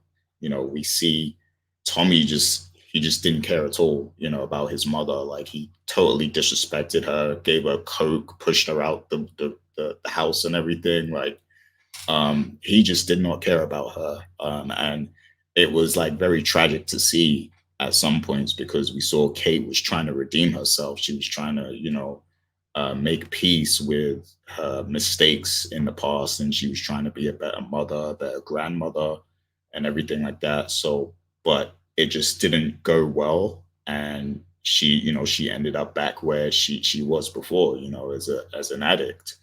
And Tommy just doesn't care, to the point he was watching her overdose. So, but where when it comes to Ghost, we can assume that their relationship is better by then, because I'm assuming now that that happens in the future, like from where we're at in Force. So for them to both be in New York, and for them to set up that thing with Tariq, where she obviously tells Tommy. Uh, so, like, is it safe to assume that maybe next season we're going to see them make up and repair their relationship? So, Dana, what do you think of that? It kind of feels like an MCU situation where they touch upon it but then never revisit again. Like, why is there a celestial coming out of the ocean? And no one addresses it ever again.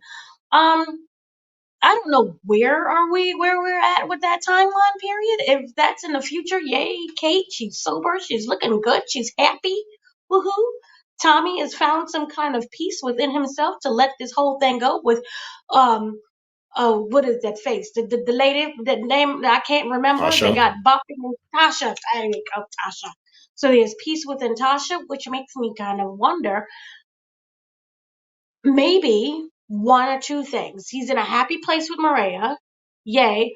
Maria's dead and he realizes the consequences of his actions and that he has to like kind of make peace with certain things. So yay. That's why he's like, we have to stop doing this because he already buried Maria. Yay. I done lost the question. What was the question?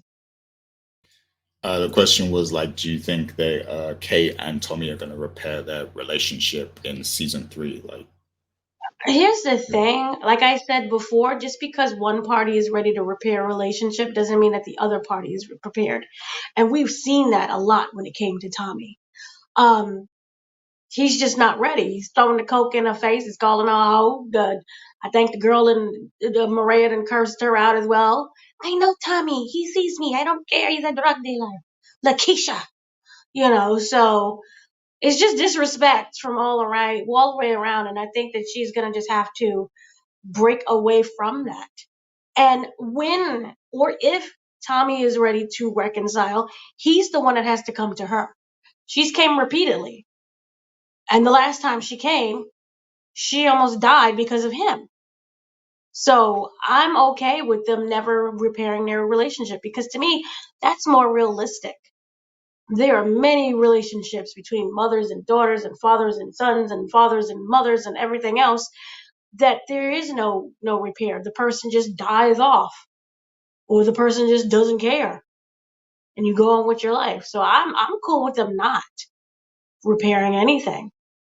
She has DMAC. Well, no, she doesn't even have DMAC money because he said, I'm for the streets, old lady. Why are you talking to me like a child? So she has JP. That's it. Go be happy with JP.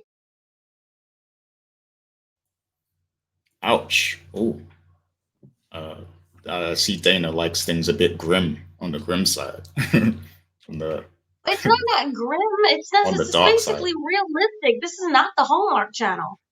This is not one big, I understand, son. I love you, mom.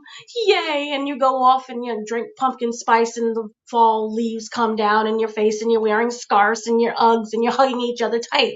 This is not realism. This is not the Hallmark Channel. This is realism. And, if you look at how both of them were raised, even going back to what JP said, JP came to that realization and that understanding of how Kate was raised. So therefore, Kate couldn't raise him. Tommy has not realized that yet.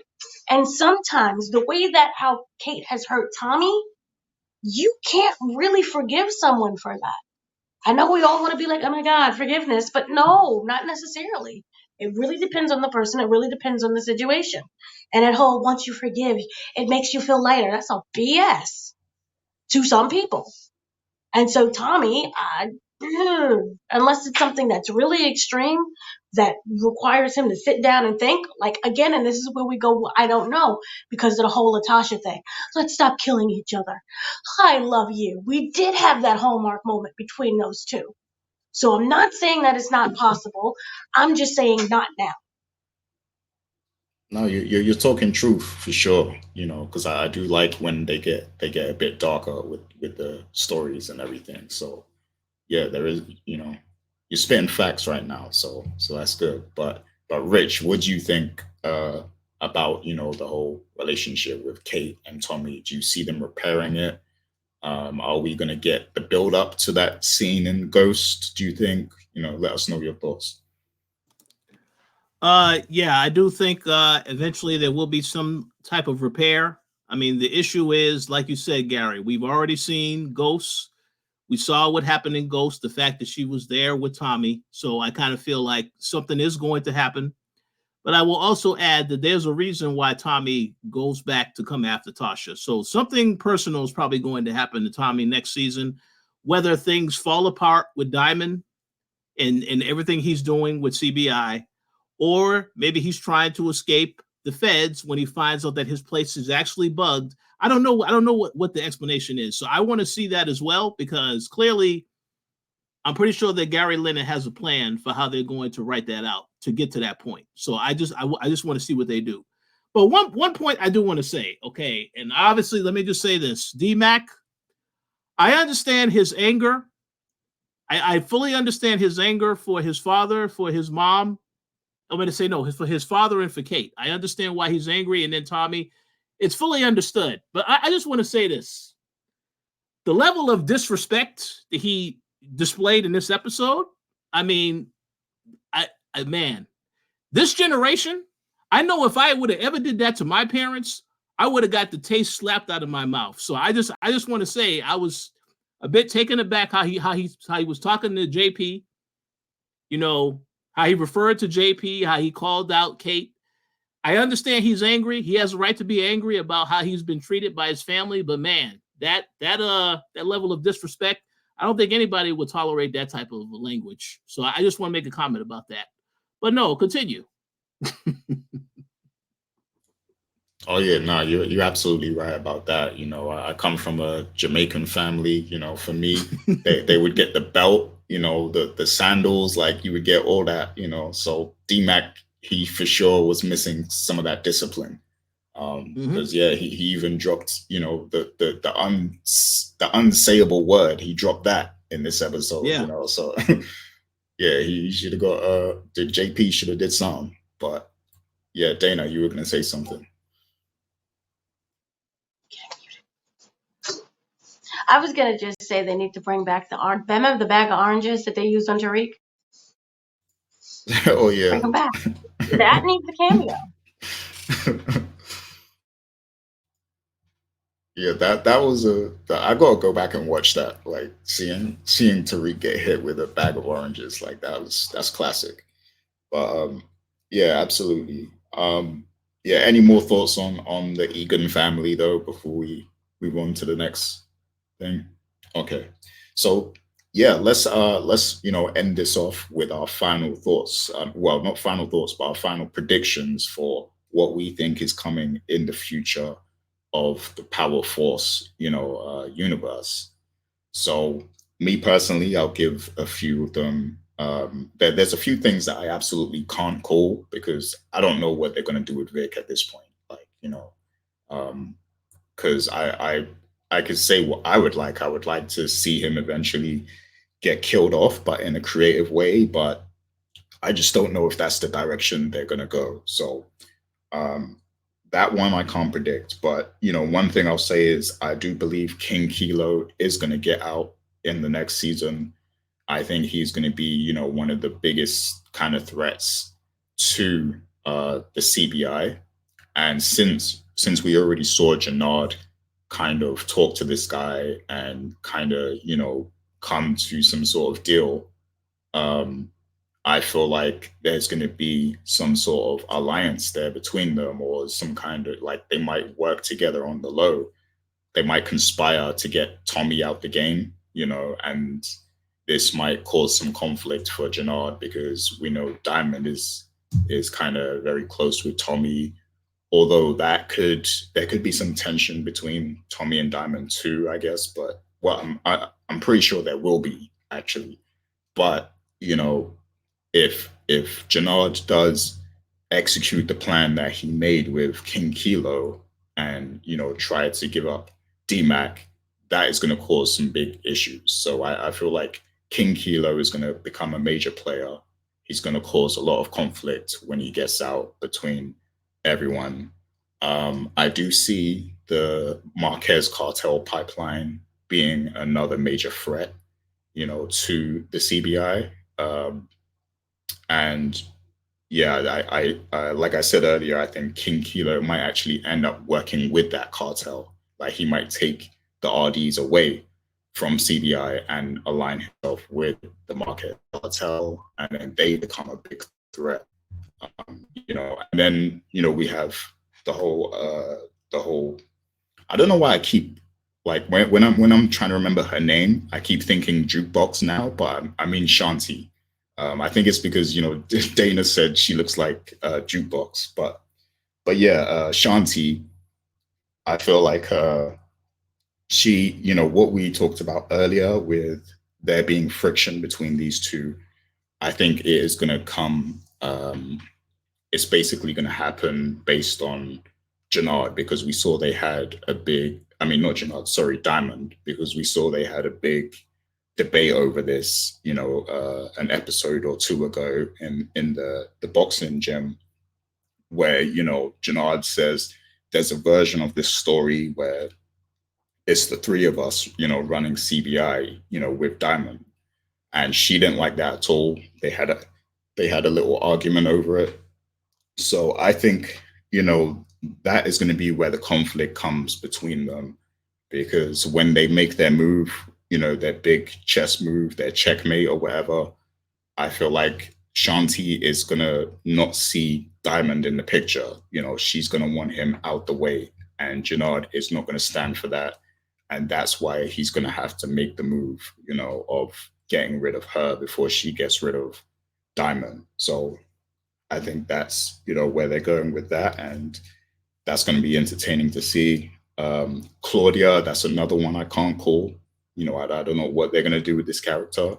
I guess what could happen is she's going to need legal representation. And we know that she has the estate now.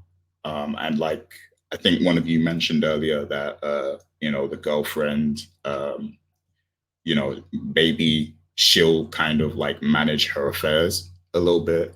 She's already kind of funded the drug deal and everything. So maybe they'll create a situation where like she actually can't get any more money from her family or something, or maybe she owes her family and, they're having trouble. So Claudia has to kind of coach her to run her estate and also kind of run the drug business a little bit, while also trying to get back at Shanti. So maybe that's her quest for the next season, is basically trying to, keep the estate running through her girlfriend.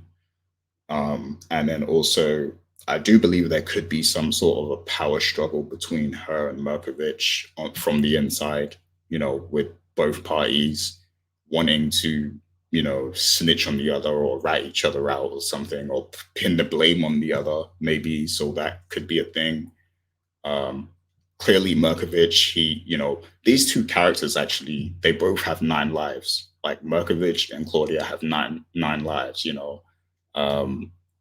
So, I mean, I guess Claudia has 8 now because one of the lives got used up now with that stabbing. But yeah, these two characters just won't go away, it seems. So that's going to be a thing. And what else? I really don't know. So with the Egan family, I just feel like it's going to be a lot of repairing things. I feel like Tommy has he's got a lot to fix in his life. He has the crown now, sort of. He has to share it with Miguel, of course, but he wanted the map. He's almost all the way there, basically. Like, this would be a good enough point for somebody to settle, like not settle, but like, you would be happy at this point kind of thing, where he's at now, because you run most of the city, you've united all of these gangs, you can make some great money, like just by, just reaping the rewards of what you've built up here. But I don't think that's going to be enough for him. He wants the number one spot, it seems like. So he is going to continue to pursue that. But at some point, he also has to understand that he needs his family too. So I feel like he's going to have to repair that, because now JP doesn't mess with him. Kate doesn't mess with him. And, DMAC is just angry at everyone. So he has a lot to fix in that regard, and then the whole Maria, we just kind of talked about the Maria Miguel thing. And, I kind of gave my predictions on what I think will happen there. So I won't run through that again. But yeah, I do see them working together eventually. I'll just say that. But those are kind of my main predictions. So I'm going to go over to Richard now. I'm not sure if Dana's there at the moment. So go ahead when you're ready, Rich. What's your predictions for season 3? Yeah, so I believe Dana had to leave. My predictions for season 3, I think you made a very good point about potentially King Kilo working with Merkovich, because I think from a good strategy would be to take out your enemies from on the inside. The RDs are they're under the coalition right now. Even though King Kilo made that deal with Jannard, there's nothing that says he can't, have a change of heart, because he emphasized that family is everything. So I kind of feel like it may not just end with him wanting to go after DMAC. He may still do something else on the side just to protect himself, because he doesn't trust CBI. So I want to see where they go with that. One thing I think we definitely will see is we will see Tommy saving DMAC, since DMAC saved him this season. I kind of think we can come to that conclusion. So maybe Tommy is going to kill King Kilo, and that creates a problem as well with the RDs, because Diamond may not want him to take that particular strategy in mind. And the whole time, it's complicated because Tommy does not know that Jannard has made this deal to basically have DMAC taken out. So it's going to be a lot of issues happening within the coalition, I think. They spent the second half of this season building up this team, so now they have to tear them apart, I think, next season. As for Claudia, I do think that she is going to be seeking revenge. And yes, Elise, because they already told us in this show that Elise does not like Shanti. So yeah, they're going to butt heads. They're going to have some issues. She may try to get some retaliation. She can still have the Martez cartel come after Shanti. Maybe her gym gets destroyed or something to that effect. I definitely think that's going to happen next season. But outside of that, I don't really know what else I could predict. I know the Vic situation has to get resolved, and that should be the first thing that gets resolved at the start of the season, because clearly I just don't think that somebody who has snitched should be allowed to live throughout the entirety of the rest of the season. That just doesn't make any kind of sense. It's not very realistic. So we'll have to see where they go with that. But overall, I would say I am curious to see how certain things go as we get into next season. So going to just stay tuned and see what happens, I guess. But I am very curious to hear what everyone else has to say, because again, we have some of the most intelligent commenters, I think. So I would be very curious to hear what their theories are as far as what's going to happen next season. So I'm looking forward to seeing what they have to say. Oh yeah, absolutely. I agree with you. I can't wait to see, the abundance of theories that come after, this episode. Dana had to actually leave for, another interview, unfortunately. So we can't get her predictions right now. Maybe she'll give them at another time. But that is going to be it for this episode. But we will, do a quick round of shout outs here, just before we wrap up, because it's going to be a few weeks now before we get to another Powercast, because Raising Canaan, that actually begins on December 6th, right? I think it's the 6th. No, December 1st. December 1st. Okay. Wow. Yeah. Okay, that's real soon, man. So I'm gonna give a few shout outs. So big shout outs to Esther Negron, Midnight Madness, Just Being Honest, Tracy Lee, Inga76, SJ Smith, let's see, Rainy J, and KJ Beats, and I think I'm forgetting some names here. Jeremiah, yeah, definitely didn't want to forget Jeremiah. So big shouts to them. Consistent commenters and they're always giving like great predictions and great thoughts on what happens. I also want to give another big shout outs to Dimitri, good friend of mine. He basically called a lot in this final. Like with his predictions, he called a lot of things. In the finale. So big shouts to him. And shouts to some of the other content creators out there. MovieBot, big shouts to him. So because I spoke with him recently, so I definitely wanted to give him a shout out. But yeah. So that is my shouts. How about you, Rich? You got any shouts? Yeah, I want to give a shout out to some of the same people you mentioned. Of course, Rainy J, Inga, and I do want to give a shout out to the Soul Firm Entertainment, because they left a comment on our last discussion as well. They also talk about power, so I would definitely encourage you guys to check out their channel. But yeah, I want to give them a shout out for sure, because I did check out their last discussion. I thought it was a very good discussion, so definitely check them out. But yeah, and I look forward to seeing what everybody has to say about this week. Obviously, this episode, right after we watched the episode, we had some thoughts. So I can't wait to see what everyone else has to say about this episode, because I don't think everyone else is they may have some difference of opinion, but definitely let us know, because I'm looking forward to you guys' comments, and I will respond to your comments when I see what you have to say about the episode as well. So. Oh yeah, I will be responding. Since it's the finale, I'm gonna try to respond as much as I can in the comments. So I can't wait to see what the dialogue is in there. Of course, I also want to give a big shout out to Stars, for giving us access to the assets and the show and everything.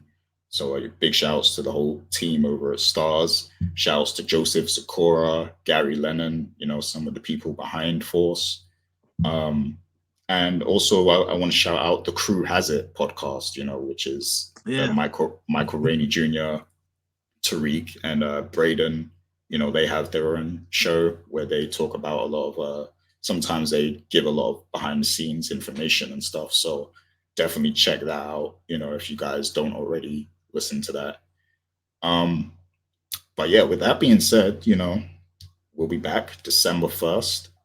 And you already know this is the show that I love the most, Raising Canaan. That's the one I'm looking forward to. So the energy levels are going to be high for that one. So we'll see you guys there, and I can't wait till you guys get to see that episode, first episode and everything. And I can't wait to finally be talking about it. So until then, you guys take care of yourselves. And stay healthy, and hopefully we'll see a lot of the same faces return when we do start recapping Raising Canaan. So we'll see you guys later on. Peace out. Peace.